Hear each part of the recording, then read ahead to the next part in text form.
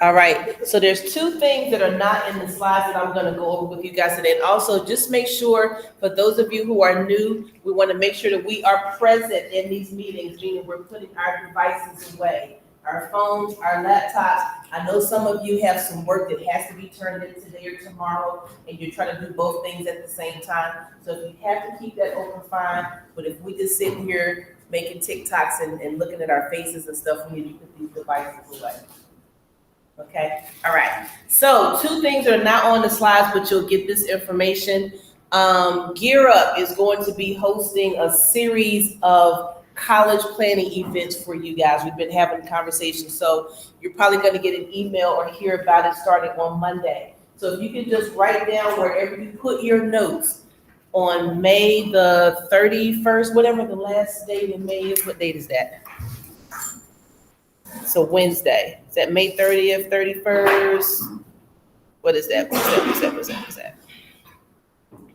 So May 31st and June the 1st from 6:30 to 8, we will be having some workshops for parents and students to get ready for next school year as far as college planning is concerned.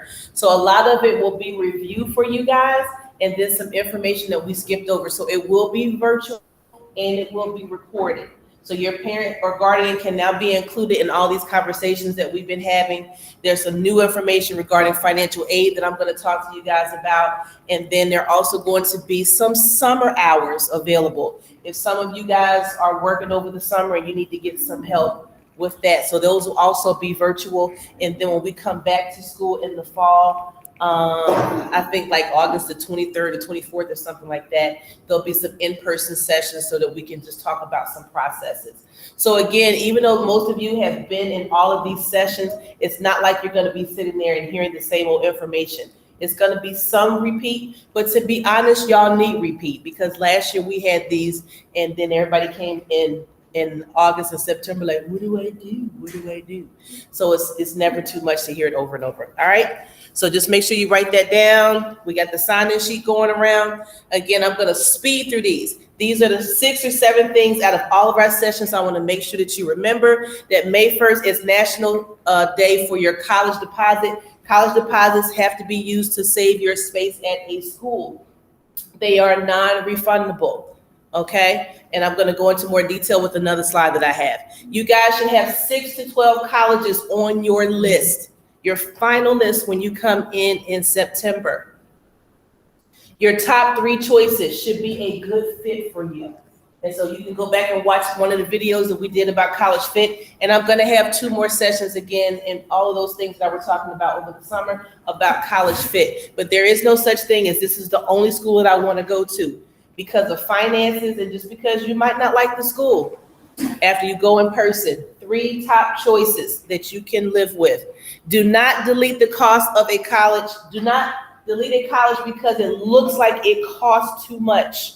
We have some students in the senior class who have applied to schools that cost $70,000 to $80,000. Where on paper, they know they don't have enough money to afford that school, but they have received enough financial aid in the form of federal grants and scholarships that they're paying nothing or just a little bit.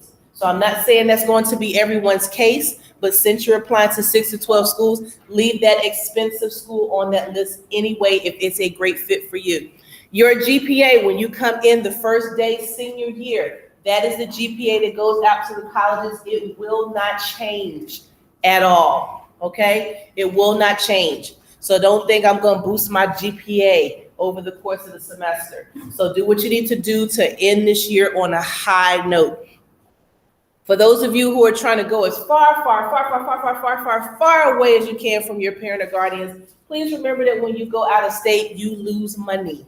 So I'm not saying do not go out of state. I'm just saying that you're not going to get your Pennsylvania grant money. And if you're going to a public college out of state, the tuition will be higher for you. So just keep that in mind.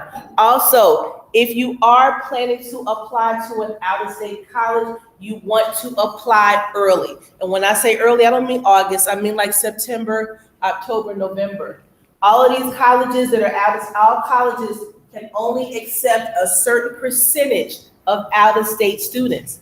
And so some of you may meet their criteria if you did it early, but if you wait until March or February to apply, you may have been denied simply because they're full as far as the number of out-of-state students that they can take. All right? All right. So if I didn't go into detail, the future sessions that we're having, we're going to go into detail. Transcript. If for some reason you have never received a copy of your transcript from me, whether it's a digital one that I sent you or a paper one, email me today and I will get it to you by Monday, a copy of your transcript, because you will need it to fill out your common application. We're going to talk about that in a second. I forgot to put this advertisement out, so I'll start promoting it today or tomorrow, but I told you guys the last session, there's going to be a big college fair at Villanova. The mainline regional college fair is going to be May 24th from 6 to 8:30 p.m. I'll send you the information, but just Google mainline regional college fair. There are going to be over 100 colleges there. This will be a great opportunity for you to practice and kind of see what's out there. Common application, we're going to talk about that just a little bit if we have time after the presentation I'm going to give you guys today. If you weren't here last week, you want to go to commonapp.org and you want to get started on your common application. What do we say the common application was? Anybody?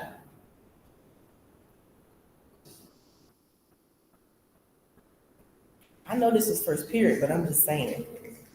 The common application is an application that's the most popular one that people use to apply to colleges. You can put up to 20 colleges on that list. You fill out one application and you can send it to 20 schools, but the application is quite lengthy. So last week we started on it.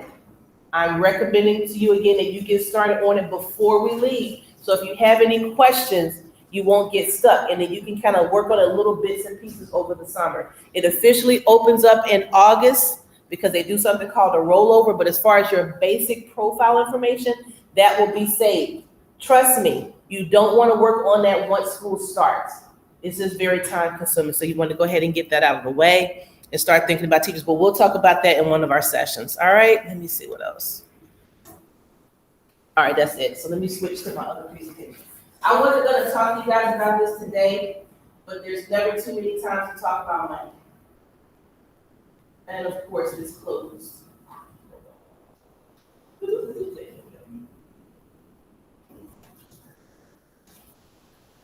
All right.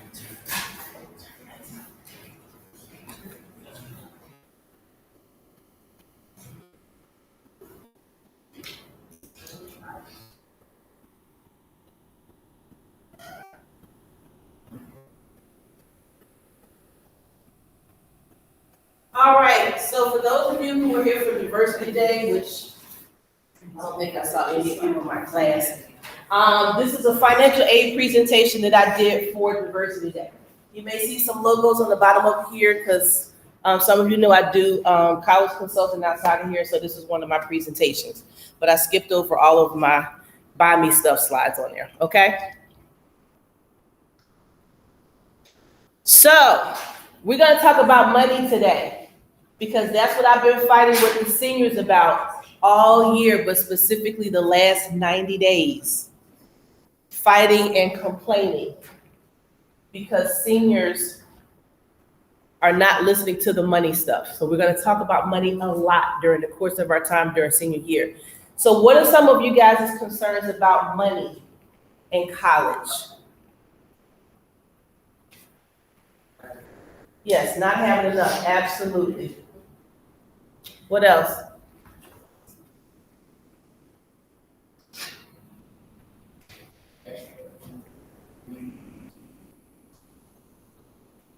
You said managing it?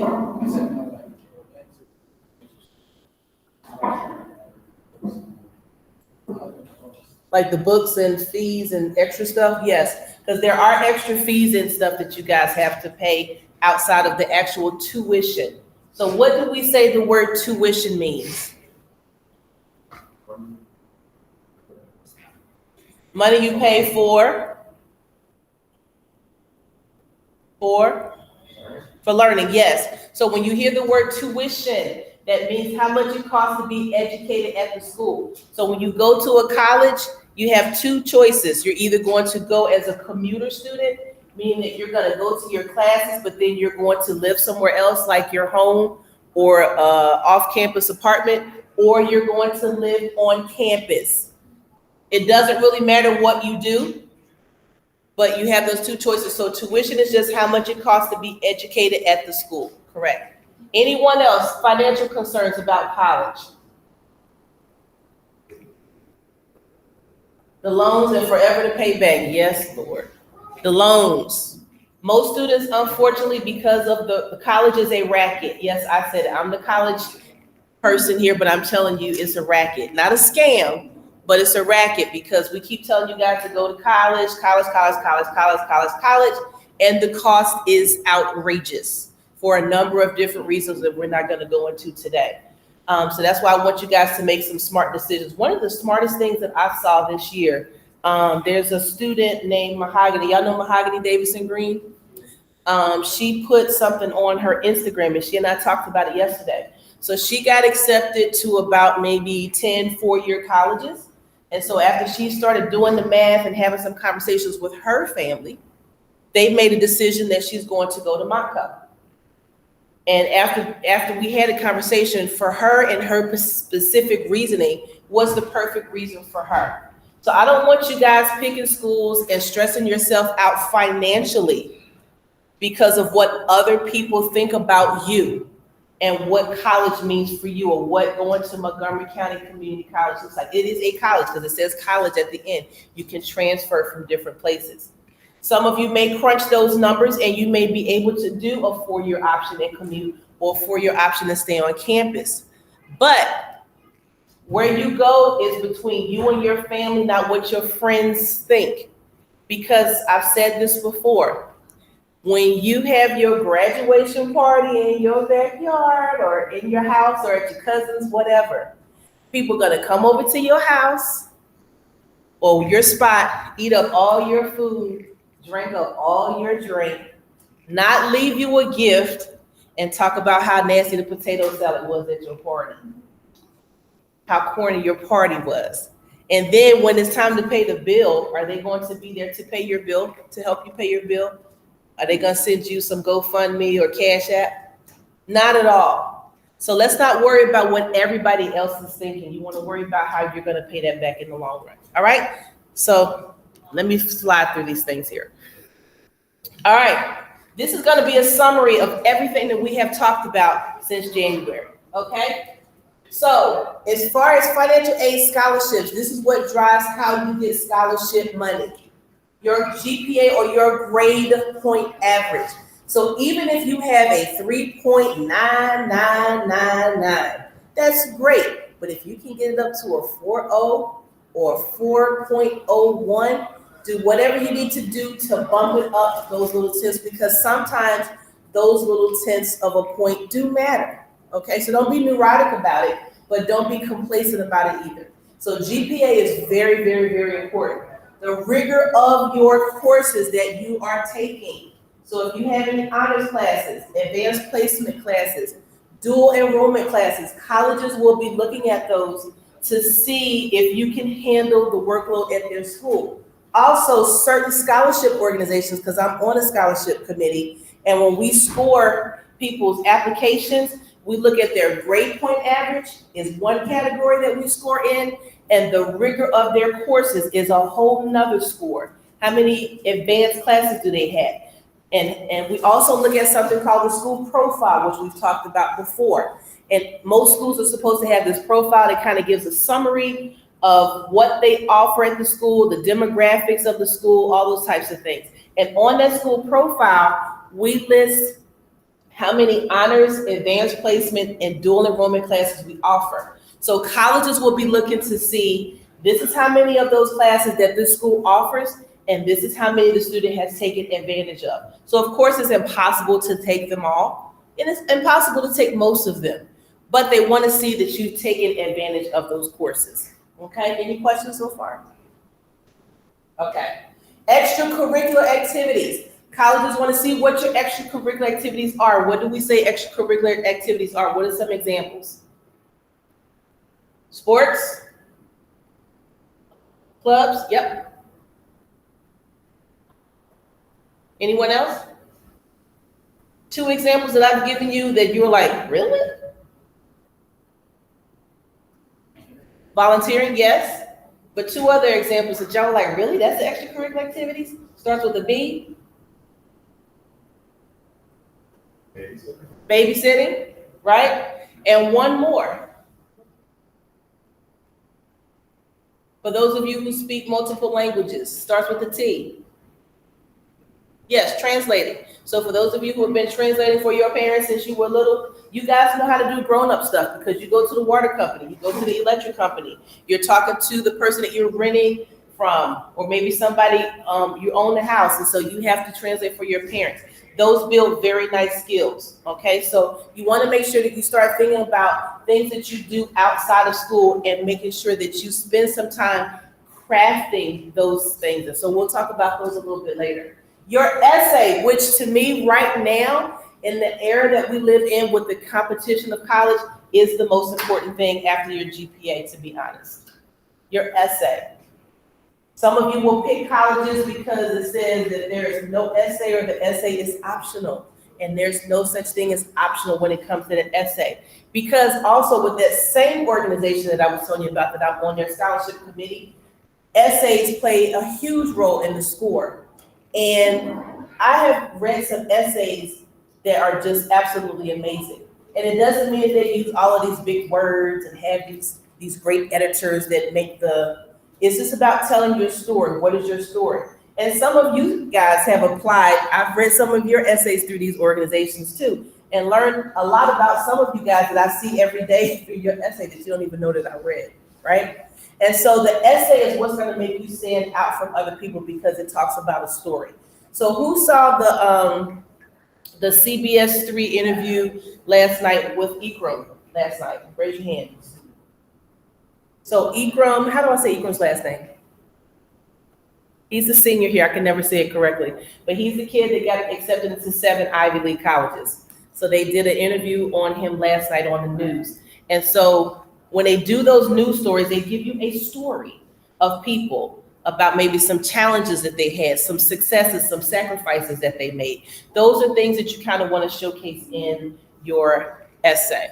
All right. Letters of recommendation. That is important as well. You want to start thinking about who you're going to ask those things for. So I'm going to skip through some of these things because we'll talk about this again. And of course, your test scores, but again, those test scores are going to be optional. All right, so we're going to talk about the FAFSA. What is the FAFSA? It's an acronym. Anybody know what it stands for? We may not have even talked about this yet. Oh yeah, we did financial aid a couple weeks ago. The free application for federal student aid. Everyone in here should do it. Do you have to do it? No. Your parent or guardian may say, we make too much money, we're not going to qualify for financial aid. You might not qualify for any grant money. What did we say grant money was? Huh? You don't have to pay it back. So you might not qualify for grant money if your family makes too much money, but you most likely will qualify for loans. So of course, nobody wants to take a loan, but if you do have to take a loan, it's better for you to take the one from the federal government than the one from a bank. All right. So number 1 for next year, you're going to have to do the free application for federal student aid. We'll talk about that in detail another time. Number 2, the second source of money that you guys have is from the FIA state grant. That's going to tell you how much eligible you are for money from the state of Pennsylvania. It's only a grant. So that's step number 2. We're going to go into a full presentation of this in the fall, but these are just the basics. It says step number 5 because I forgot to hide that slide. But all of you, again, we talked about that non-refundable deposit you're going to have to pay once you make a decision in May what school you're going to go to. So you need to start already putting together to the side between $150 to probably safely about $500. Okay. Some of you, if you get into a situation when it is time to deposit and you do not have the $200 or the $150, just let me know. Now I'm not gonna pay it for you, but I'm just saying I'll make a phone call. We're making some emails, and we can see if we can get you an extension. And sometimes they may just absorb it into your fall bill. So I don't want you to miss out on an opportunity because you didn't have money to pay your deposit, but you're gonna have it the next week, okay? Generally, community college, two-year colleges, and trade or technical schools do not require that deposit, okay? Some of this information.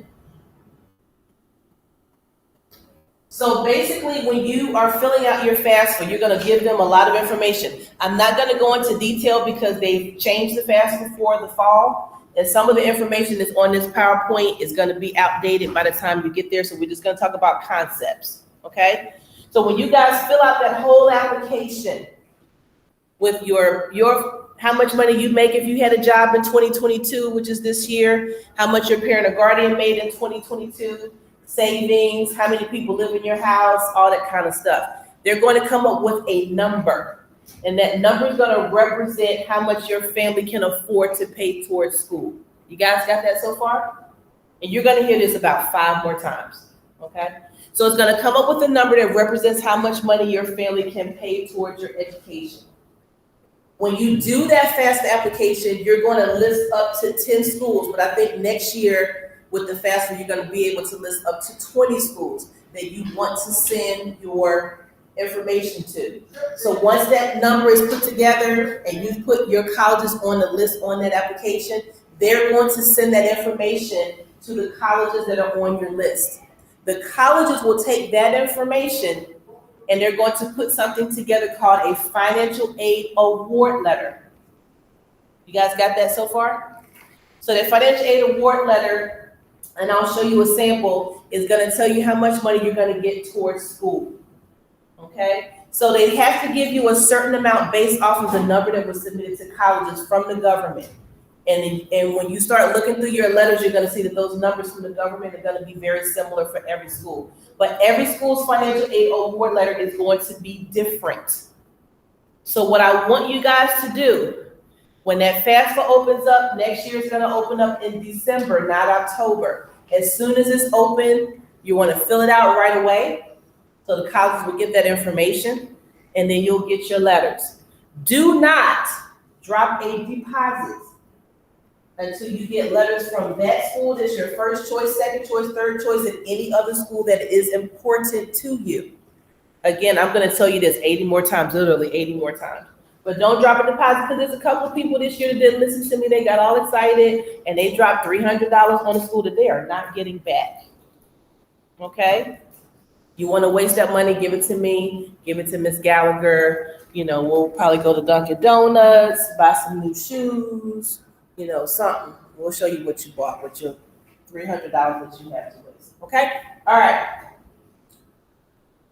So right now, the maximum amount of money that students can get for their federal grant, what did we say a grant was?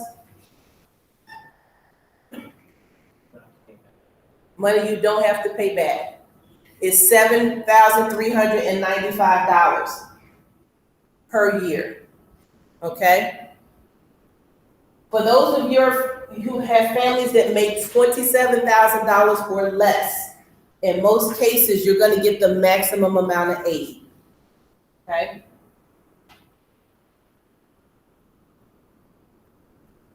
So there's 3 types of loans that you can get. So you can get a loan from the federal government. That's the first column. That's for filling out that FAFSA application. Okay? And again, this presentation, you're literally going to hear 4 more times between now and December. Okay? The second type of loan that you can receive is the PA Forward loan. That's a loan through the state of Pennsylvania. It's a loan that they say that covers the gap of what you owe. So a gap means that when you crunch all the numbers on your financial aid application and subtract the money that they gave you, there's going to be some money left in most cases. That's called a gap. So you can decide if you're going to get some scholarships, you're going to pay cash, or you're going to get a loan. So you can use the Pennsylvania Forward loan for that. That's going to be more friendly, more to say, than to get the third type, which is a bank loan. The bank loan, you actually have to get a credit report. Most of you guys, you get your credit run. If you can hear about, I got to get my parents, your parents guardian. my credit is bad. I gotta run my credit. It's like a number. They get some kind of number that represents how worthy they are to borrow money or how good they are to pay money back. You guys don't have credit. You might, somebody might have put a bill in your name or something. You might have credit. But for the most part, you guys don't have credit. So you would have to have a parent or guardian or somebody to borrow the money and be a co-signer for you. Okay, I'm not gonna go deep into this whole conversation, but you're gonna need help. You're gonna need somebody else to help you with that. The federal loan, you don't have to get any help with that. You just receive that. You guys have any questions so far? I know it's early and this is deep. Okay, so 3 types of loans that you can get.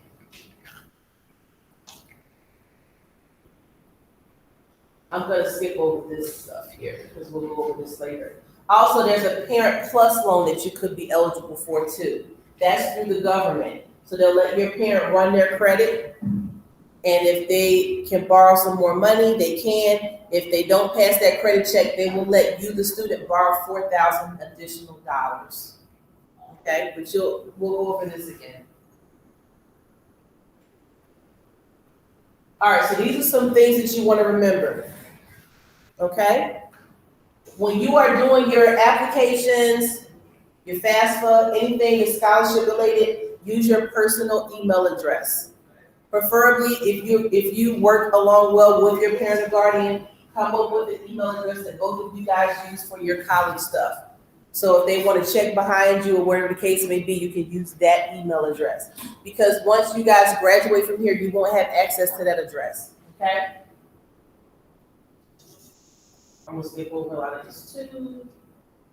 For those of you who have parents that are undocumented, or not U.S. citizens or not permanent residents, you are eligible. You're eligible to apply for the FAFSA, but you're going to have to put in zeros for your parent or guardian social security number. But with the new FAFSA, I heard that that's kind of changing, so we'll figure that out. So just to kind of go backwards, if you are a student that is undocumented or not a permanent resident, you will not be able to apply for the FAFSA. But we need to have some conversation because there's some other alternatives that we can give you guys to apply for FAFSA. But if you are a citizen or a permanent resident and your parent is not, you definitely can apply for FAFSA. But again, let me know, Ms. Gallagher know, Ms. Kristen know, so that we can put you guys on a short list to make sure you guys get the correct information. Okay? Talk about that. All right, everybody's mom is saying, dad, uncle, whoever, I just want my baby to get a scholarship. I just want him to get the scholarship. We don't want to get a scholarship. We want to get the whole bag. We want to get lots of scholarship. A scholarship may mean that somebody gave you $1,000. If it costs $40,000 to go to a school and you got $1,000 scholarship, is that really going to help you much? Mm-mm. Right? So you want to get multiple scholarships. So these are questions that you want to ask colleges when you get your financial aid letter. Is this scholarship renewable? Am I going to get it every year? Am I allowed to stack this scholarship? Meaning that if I go out and get my own scholarship and I give it to you guys, are you going to take money away from me that you gave me? Because there are some colleges that will take some of that money back if they see that you got money from somewhere else. That's fine, right? But they do. But most of them will allow you to keep that money and stack it. But some of them, again, will displace it, meaning they're going to ask for it back. So you got 3 different types of scholarships that you can receive, okay? So you have your institutional, merit, or needs-based. This is all coming from a college. It's either going to be based on your GPA, your SAT scores, the rigor of your classes, right? Or for those of you who may have a lower income, or your grades are really high, you may get money because of your income. Some of you may get both of those things together. A national scholarship, that's one that you will apply for. Like the McDonald's scholarship, the Burger King scholarship, the Bill and Melinda Gates scholarship, something that you're competing across the country. Those are harder to get because you're competing with more people, but the larger dollar amounts are with those. And then the local scholarships. So the ones that you've been, if you follow me on Instagram, you've been seeing me promoting, people email me those, or I just hear about it from other places. So we probably have about 40 or 50 of those that we advertise. You're competing against less people, and it's easier for you to get them. There's a scholarship that just closed today. Only 2 students applied for it in the whole Montgomery County. And they're from Norristown. And those 2 students are probably going to get their scholarship because they were the only 2 that applied. Now, they are actually good candidates too. Their application looks really good, but they're the only 2. Last year, there was a really good one that people got because they were the only ones that applied. So take advantage of people being tired.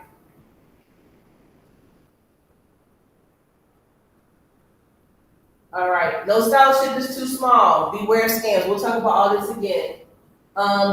This is the thing about the scholarship stuff. You want to work this like a part-time job. It is going to require a lot of effort. You're going to have to fill out a lot of them to get one.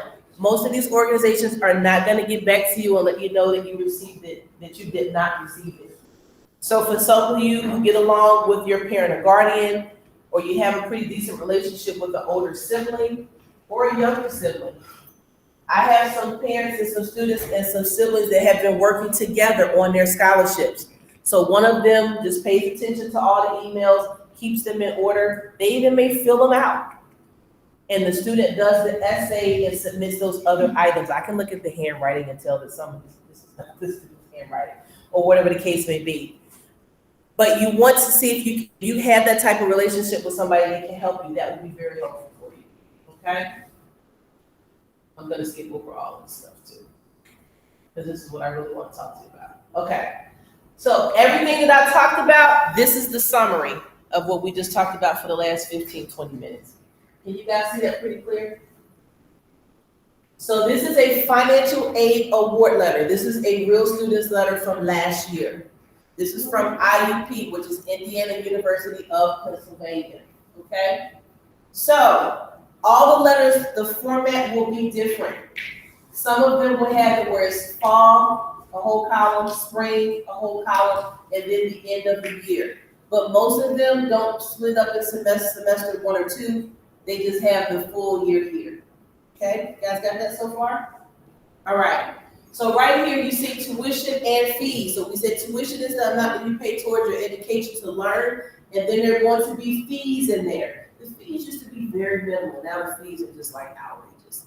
So to go to IUP last year, just for the tuition, was $13,000 just to get the education part. The next part is housing. Sometimes they call that room, okay? So the housing for the year was $8,950 for that particular school. The meal plan, which some of them call board, that's the old word, it's called board, it means to eat. We all like to eat, I know I do. When you pick your meal plan, you're gonna have different options for a meal plan. So 19 is gonna be the biggest one. Some schools may have a 21 meal plan, but 19 meals, that means that you're gonna have breakfast, lunch, and dinner Monday through Friday, so that's 15 meals, right? And then you're gonna have breakfast, you're gonna have brunch and dinner on Saturday and brunch and dinner on Sunday. Trust me, you're not getting up to go to breakfast at 8 o'clock on a Saturday or a Sunday. I guarantee you that. So 19. Some of you may even knock that down to 15. People like me, in college, I didn't eat breakfast at all, but I had cereal in my room. I would just eat cereal, and then I would do lunch and dinner. So sometimes that's how you can cut that meal plan. So the total, if you're gonna stay on campus at IUP last year, was $25,670, okay? Now, you don't have to stay on campus. You can choose to commute, okay? The next part is your grants and scholarships. You said you don't have to repay those. And we're gonna send out the recording to you guys. Thank you for coming. So your federal Pell Grant. So federal Pell Grant is if you did your FAFSA and you're eligible for a grant, they'll let you know when you fill it out. That grant that student received was $1,200. That means that based off of their income, they weren't eligible for the full amount, but they still were eligible for a portion of it, this particular student. Then it says your estimated Pennsylvania state grant. That's money that you're gonna get from the state of Pennsylvania. Okay, that was that step 2 that we talked about. So the student's gonna receive $3,700. On-campus housing scholarship, $1,000. President's Scholars Award, $3,000. So right here where it says these scholarships, that's where you're gonna either look in the paperwork that they send you or email them and ask them what about the scholarships. What do we say you should be asking about a scholarship that the college gave you? If they gave you a scholarship, are you gonna get it every year?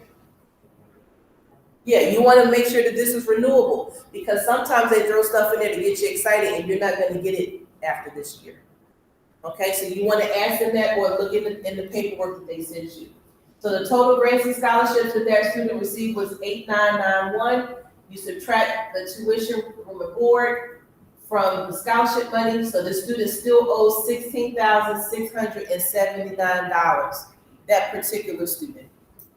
Every situation is gonna be different. The next section, this is really nice because they did math for you. A lot of these people don't do math for you. I think next year they have to do math for you. Sometimes you have to do the math on your own. Sometimes they don't even tell you how much the tuition and fees are. You have to go research that. But I think they just passed the law or rule this year, the colleges moving forward have to put that one left, okay? Loans, what do we say about loans? You gotta pay them back, okay? Federal direct loans, anytime you see federal, that comes from doing that FAFSA application. So the student was eligible to borrow $3,500 from the federal government in this type of a loan, and then $2,000 in the second type of a loan. I'll go into detail about those 2 loans on another presentation, okay? So they were able to borrow $5,500. So the majority of you, when you do your FAFSA, whether you're eligible for grants or not, you're gonna be eligible for loans. $5,500 is how much you get the first year. $6,500 is how much you get the second year. $7,500 is how much you can borrow the third year.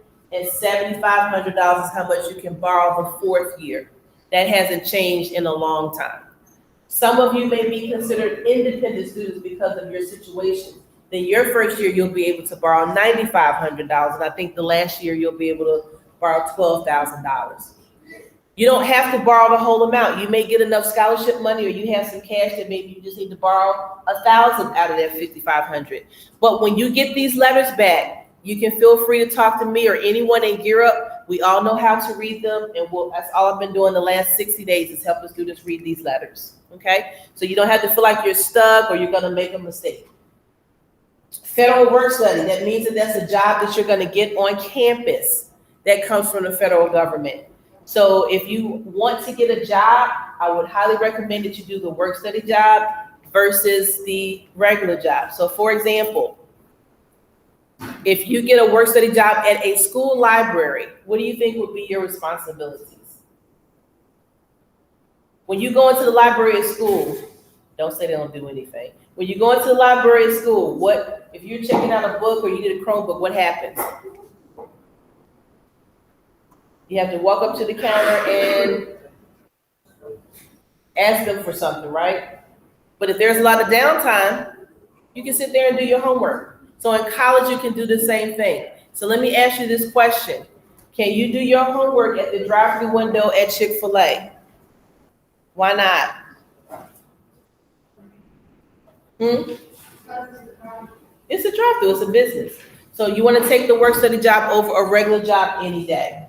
So at the end of this letter, they did some subtraction. So after all of that, the student owes $11,000. In some of your cases, you might not owe anything.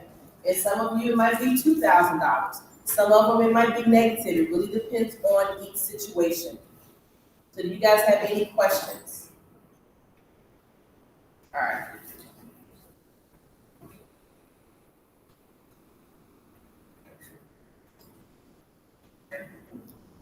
You want to make sure, again, that as soon as this application opens, you do it right away so the colleges will get your money, your information right away. So when they start releasing these letters, you'll have them at least a month before your deposit is due.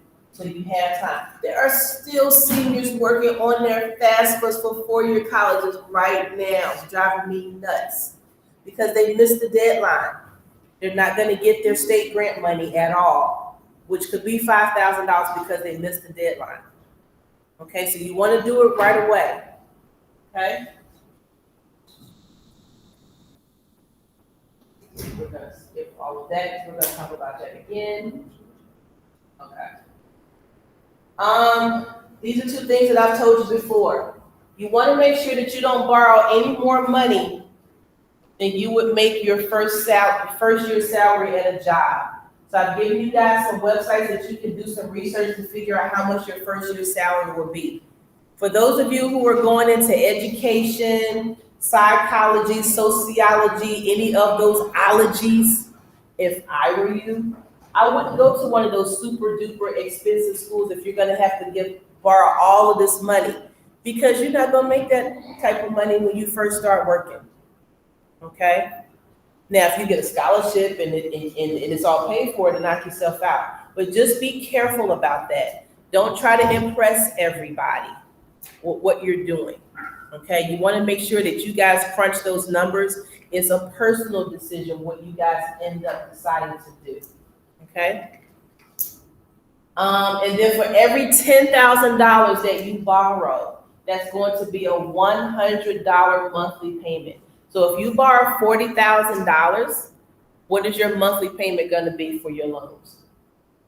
$400.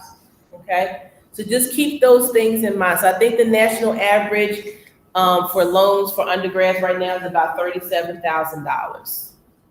Okay? All right. So that's all I'm going to say about the money stuff. I'm going to do the same presentation in different variations a couple of times. But this is the thing that ticks me off the most about students, because you guys are not having conversation with your parent and guardian about the money. That's a very uncomfortable conversation. I know how to help you have those conversations. Europe does as well. And so we want you guys to make sure that we're here for you, and we'll help you make this as easy as possible. Okay. So what questions do you guys have about this or anything else? Because we got one more class next week. I know it's early. Any questions?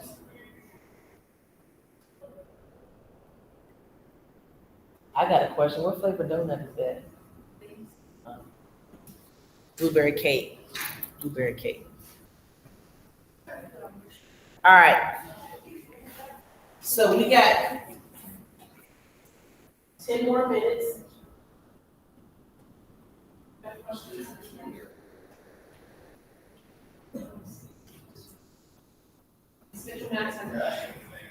Yeah, so let's say that all your other activities besides, let's say all the other activities besides GPA are really good. So then I'll just do what you just say, like seeing at a 4.0, like, or they look at you different, I guess. So like you had like a still a good GPA, but it wasn't a 4? Yeah. They're gonna care about, most of them are gonna look at your overall application. I mean, a lot of people, let's say if you're applying to Harvard, I'm just gonna use Harvard as an example. Most of the people applying to Harvard have a 4.0. Most of them have, perfect SAT scores or near perfect. So what's gonna differentiate all of those people are the activities that they have, that essay and that letter of recommendation. So this is something that people are not gonna tell you much about. A lot of colleges, except for schools like Penn State, when you do your application, they have an algorithm. They put your information in the computer because the school is just too big for them to read everybody's essay. They don't really ask for essays, I don't think they ask for letters of recommendation. So they put in your grade point average, your activities, and some other stuff, and it spits out an algorithm of who they should select, and then they have some conversation. But if you're applying to a school, in most cases now they're talking about something called holistic applications, holistic review. And I think holistic is spelled with an H, holistic. They're looking at the overall picture. So those schools that do something called holistic admissions, they do something called putting together a class.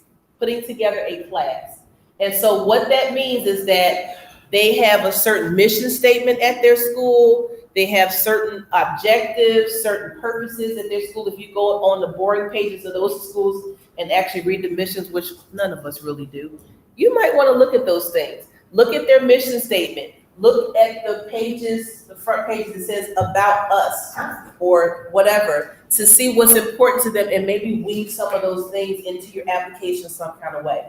But they're looking for a certain personality of students, students that have certain types of activities. So volunteering is something that's really important to some schools. And if they see you have a lot of volunteer work, certain types, that may attract them.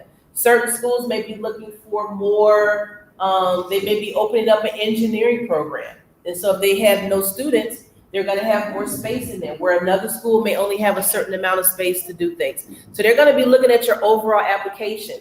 So sometimes there's really no exact science as to how they choose you. But some students will be like, how did he get picked? Because my grades look better than him and all this kind of stuff. Yeah, but their essay may have been really great, really moving. So there was a scholarship, another scholarship committee that I'm on.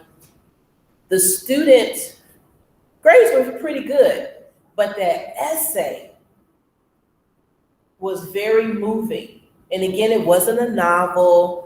You know, the editing could have been a little better, but the message that the student put in that essay, it showed a lot of things about their commitment, their reaction to setbacks, how they manage stress, some difficult things that they may have experienced and how they countered those things, some things that make them happy, some things that they enjoy. My second year of counseling, there was a girl who was in the top 10. She wrote an essay about Skittles. Skittles. I still have the essay. It's in my drawer downstairs.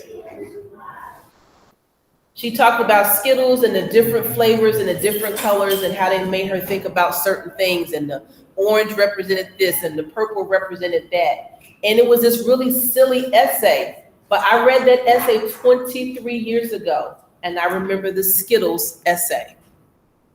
The Skittles essay. I had to put it in plastic because it was starting to wear off. But because it was funny and it was cute and she put a lot of thought, and it wasn't even that long. It was maybe about 3 or 4 paragraphs. So it doesn't have to be so serious, but please don't do this. Hi, my name is Michelle Jones, and I'm a student at Norristown Area High School. Snooze fest, boring, don't do it. Your name is at the top. We know what school you go to, right?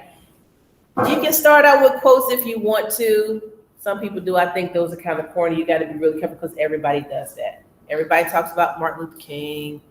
Everybody talks about, some really bad thing that may have happened to them. And that's okay. So if you're going to do an essay where you did have something big that happened to you, make that only 40% of your essay. We're not going to talk about that bad thing the whole essay. Okay, but to go back to your question, the GPA is not going to be the most important thing because they want to learn about you. So do what you can do so that people can learn about you on paper. Okay. Other questions? All right.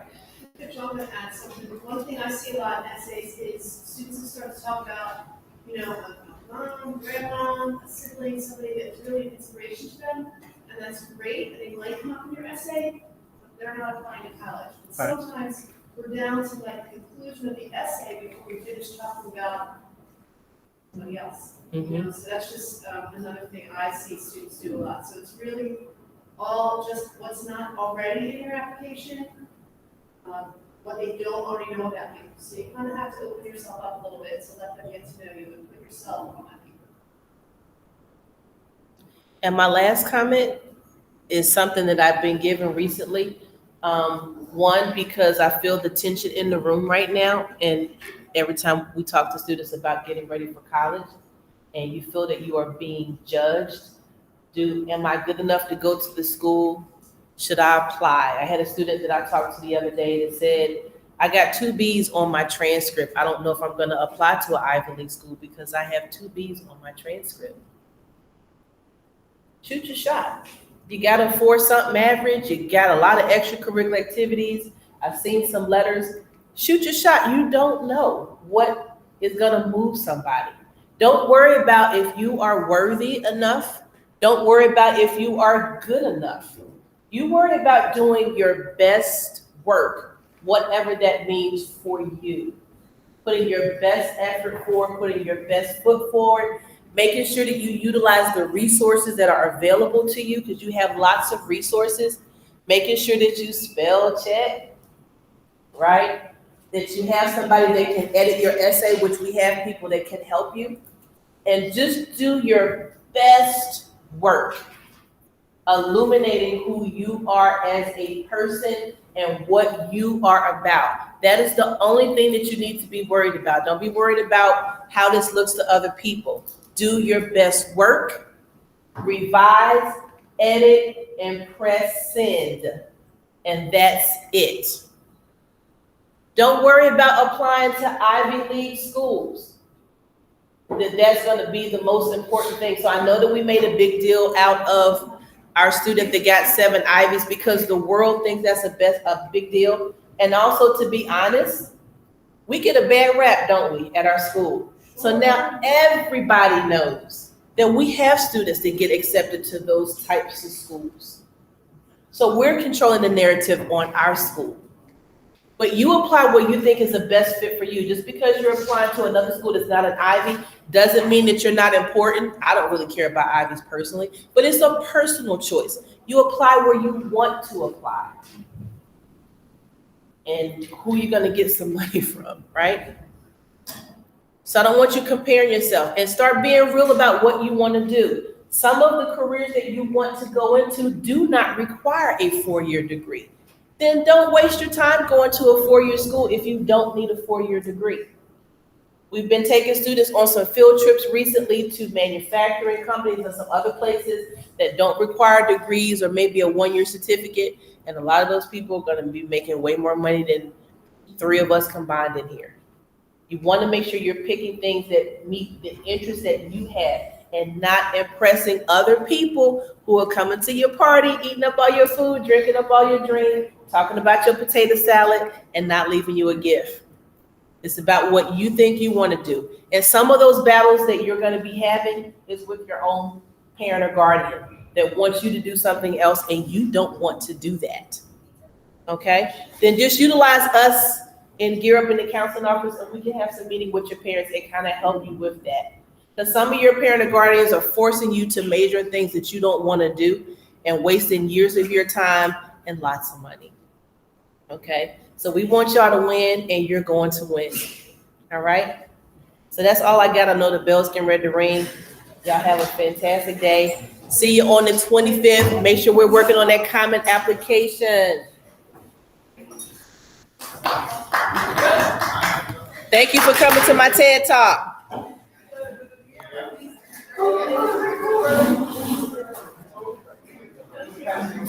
Bye.